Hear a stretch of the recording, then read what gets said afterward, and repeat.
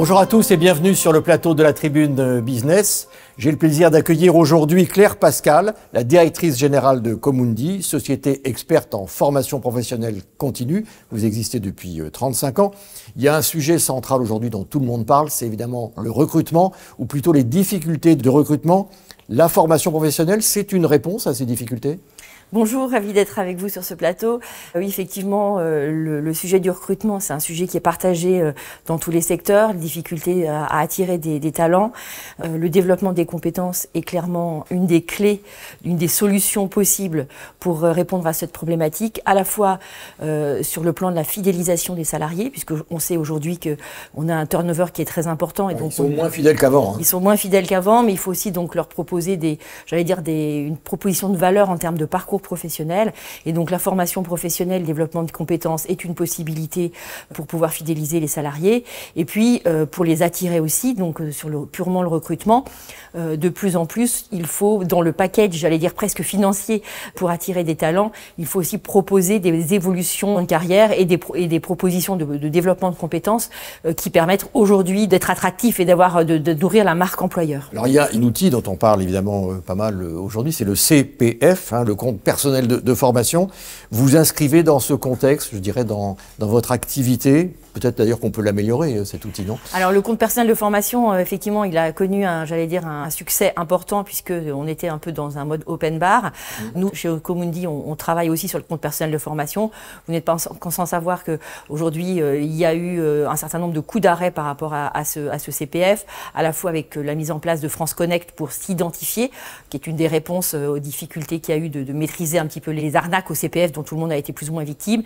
Et puis, on parle aujourd'hui d'un reste à charge. Donc, le CPF est un outil intéressant, est un outil pour les actifs. Il faut être vigilant de maintenir cet outil vivant et de ne pas trop restreindre son accès pour qu'il garde sa fonction d'accompagnement des parcours professionnels et des reconversions professionnelles. Alors, comme on dit, en fait, vous vous adressez à qui? J'imagine aux chefs d'entreprise et puis aux salariés en général, dans des secteurs particuliers? Alors sur Comundi, on s'adresse aux salariés, aux chefs d'entreprise du secteur privé, mais aussi des agents du secteur public.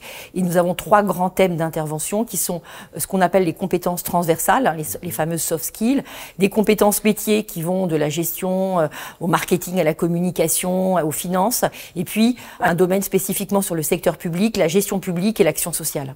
Et ça, c'est compatible. Enfin, vous avez des spécialistes experts dans les 2 domaines, je veux dire public et privé. Quelle est la méthode Comundi? La méthode Comundi, sur le plan de l'offre, c'est notre ADN, c'est l'innovation, la créativité. Donc on cherche à la fois des sujets et des façons de traiter les sujets qui sont innovants, et on cherche aussi à varier des méthodes, à mixer ce qu'on appelle le synchrone avec un formateur ou un coach, et l'asynchrone avec des formations digitales. Donc l'idée, c'est vraiment d'être à l'écoute des clients et de proposer du sur-mesure et de proposer... Et ça, vous arrivez à le faire? Et on arrive à le faire puisque un bon dispositif de formation, notamment quand on travaille en intra avec nos clients, c'est vraiment une co-construction et c'est aussi nos idées, mais aussi la manière dont elles sont reçues par nos clients. Alors l'actualité, c'est aussi la fameuse réforme des retraites. Et dans ce dossier, un des sujets importants, c'est évidemment l'emploi des seniors. Ça, c'est aussi quelque chose qui vous intéresse de près dans votre activité? On se dit qu'effectivement aujourd'hui le taux d'emploi des seniors en France c'est un des plus bas de l'OCDE, donc il y a un sujet sur l'emploi des seniors, surtout si on repousse de 2 ans l'âge de la retraite. Pour moi le sujet des seniors c'est 2 choses. D'abord d'accompagner les seniors pour arriver jusqu'au bout de ces 64 ans dans des conditions qui soient les meilleures possibles pour eux et les meilleures possibles pour l'entreprise qui les emploie. Qu'est-ce qu'il faudrait faire là-dessus? Parce que vous êtes experte, si j'ose dire, en la matière. Je pense que là-dessus il faut prévoir des dispositifs d'accompagnement de ces seniors en fin de carrière. Il faut aussi être vigilant sur le capital compétences de ces seniors et la manière dont avec leur départ, on perd ce savoir-faire. Et il faut aussi intervenir plus tôt dans la carrière des actifs et des salariés pour pouvoir anticiper les fins de carrière et proposer des dispositifs soit de reconversion, soit d'évolution plus tôt dans la carrière des personnels afin de gérer ces fins de carrière de manière la plus harmonieuse possible. Pour revenir à la méthode Comundi, c'est quoi au fait? Comment ça se passe très concrètement? C'est présentiel, c'est à distance? C'est un mix des deux? Alors, ça se déroule comment? C'était beaucoup à distance, et notamment avec le Covid, ça s'est beaucoup développé à distance. Néanmoins, nous avons une forte demande de présentiel qui revient.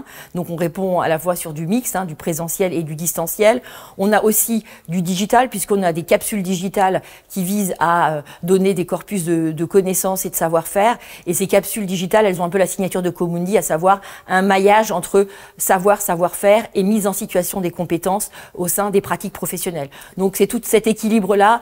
J'allais dire, on a des briques de formation et on est des architectes de dispositifs, puisque nous allons chercher ces briques pour faire le dispositif adapté à chaque apprenant. Et quel est le profil de vos collaborateurs? Ce sont des professionnels, j'imagine? Ce sont des professionnels à la fois de la production de produits, entre guillemets, de formation, des pédagogues. Répartis en secteurs d'activité? Répartis en secteurs. Puis nous travaillons aussi avec des formateurs qui sont nos partenaires et qui viennent apporter leur expertise spécifique. Souvent des sous-traitants un peu pour vous. Qui sont souvent des formateurs indépendants qui viennent travailler de manière fidèle, puisque nos formateurs sont souvent très fidèles à Comundi. 35 ans d'existence, c'est aussi un gage de pérennité, de qualité, puisque nous mettons vraiment l'accent sur cette qualité à nos clients et la relation aux formateurs. La formation professionnelle, c'est un gros marché. Vous avez évidemment des concurrences. Comment vous marquez votre différence? On marque notre différence d'abord parce qu'on a cette expérience de 35 ans qui nous donne une assise par rapport à nos clients.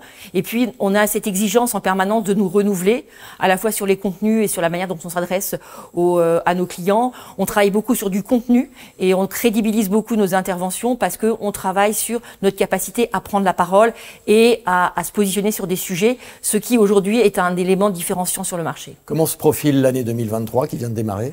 Une année qui commence bien pour nous, avec des incertitudes, la situation internationale qui peut peser sur les capacités des entreprises à investir sur les compétences et en même temps... Si je vous dis récession, vous n'y croyez pas trop ?